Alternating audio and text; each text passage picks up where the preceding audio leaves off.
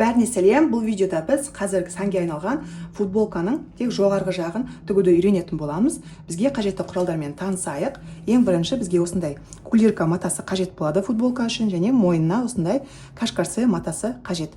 Енді лекаламызды сызуды бастайық. Бізге футболканың мойнын тігу үшін бір ғана өлшем, бір ғана формула қажет болады.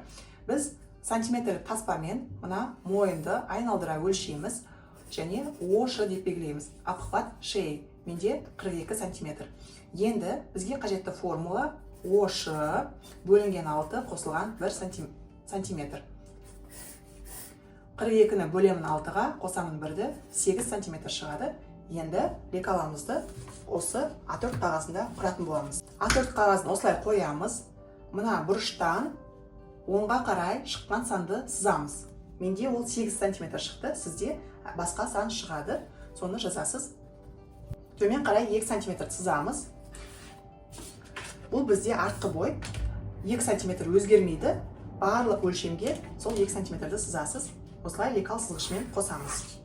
Енді алдыңғы бойды анықтау керек болады. Мына шыққан санға 1,5 сантиметрді қосамыз. Менде 8, 8-ге 1,5-ді қоссам, 9,5 шығады. Футболканың алдыңғы мойны дайын болды. Енді мына нүктеден 10-ға қарай 10 сантиметрді сызамыз. Бұл стандартты түрде. Төмен қарай 2,5 сантиметрді сызамыз. Бұл да стандарт. Осы шыққан нүктені мына жермен қосамыз. Енді мына алдыңғы бойдың мойнынан төмен қарай 20 сантиметрді сызамыз. Осылай 1-2 жерден 20 сантиметрді белгілейміз. Және жоғар жағын мына нүктемен қосамыз. Мінекей осымен лекаламыз дайын болды. Қиямыз. Біз қазір сызып алғанына лекалы футболканың дайын түріндегі мойны. Біз бірақ кашкарсе матасында қосып тігеміз. Бұның ені дайын түрінде 2,5 сантиметр болады. Сол себепті де артқы бойдан да, алдыңғы бойдан да 2,5 сантиметрді қазір сызып қиып алатын боламыз.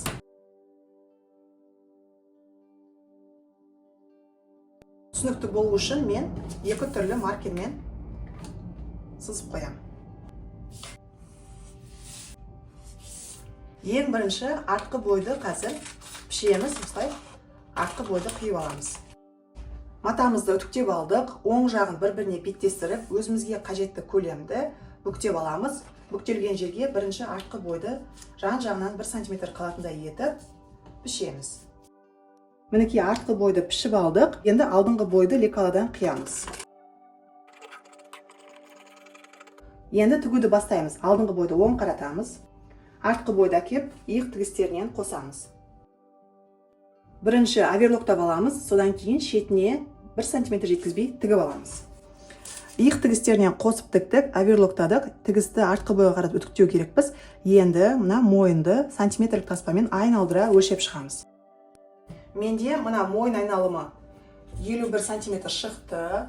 Шыққан санды кашкарсенің коэффициентіне көбейтеміз. Ол 0,07 сантиметр. Менде 35,7 сантиметр шығады. 36 деп аламын. 36-ға тігіске 2 сантиметр қосамыз. Ал мына біздің мойнымыздың ені 2,5 сантиметр дайын күйінде. 2 еселейміз 2,5, тігіске 2 сантиметр. Сонда 7-де 38 сантиметр болатын қазір кашкарсенің матасын қиып алам. Енді кашкарсе матасын оң жағын бір-біріне беттестіреміз. Қысқа енін шетіне 1 сантиметр жеткізбей тігін машинасында тігіп аламыз. Қысқа енен қосып тіктік, енді теңде екіге бүктейміз. Тігіске 2 мм жеткізбей кертіп аламыз. Сөйтіп, мына припусктарды кішкене екі жағынан жұқартамыз. Содан кейін 2-ге бүктейміз осылай. 4 бөлікке бүктеп алдық. Енді матаның бөлігін алып келеміз. Мына тігіс түскен жақты артқы бойдың центріне жатқызамыз. Кашкарсені матаға бір келкі жатқыздық. Енді бірінші оверлоктап аламыз, содан кейін шетіне 1 сантиметр жеткізбей тігін машинасында тігіп шығамыз. Мойынды қосып тіктік, оверлоктадық. Енді мына оверлок жібін осындай жуалды зиненің көмегімен бірінші мына оверлоктың тігісінің ішіне инемізді кіргізіп алып, мына оверлоктың бүкіл жібін осы инеге өткіземіз да артық жіпті түбінен қиып тастаймыз. Мінекей мойын бөлігі осылай шығады. Мойынды осылай қалдыруға да болады, немесе мына артқы бөлікке киперная лентаны қосып тіксек болады. Киперная лентаны үтіктеп аламыз. Бас жағын 1 сантиметрге қайырамыз. Мына иық тігісінен бастап бағанаға оверлок тігісімен машина тігісін жауып, осылай бір шетін түйреміз. Біз қазір мына припускпен киперная лентаны ғана тігеміз. Матаның бөлігін бәрі сол жақта жатуы керек. Мінекей соңына жақындаған кезде лентаны өлшеп 1 сантиметр асырамыз. Мінекей осылай тігіп алдық. Енді екінші бөлігін мінекей матаны жатқызып, шетіне 1 мм жеткізбей айналдыра тігіп шығамыз. Тікпестен бұрын 2-3 жерден түйреп алсақ болады осылай. Теріс жағынан осылай көрінетін болады. Оң жағынан тігіс мінекей осы жерде жатады. Иық бөлігін толықтай тігіп болғаннан кейін айналдыра бір оверлоктап шығамыз. Мінекей осымен біздің ақ футболканың имитациясы дайын болды. Сіз де міндетті түрде тігіп көріңіз.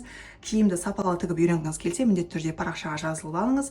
Ал видео ұнаса, лайк басып, комментарий қалдыруды ұмытпаңыз. Сіздермен болған Гүлхан. Келесі кездескенше.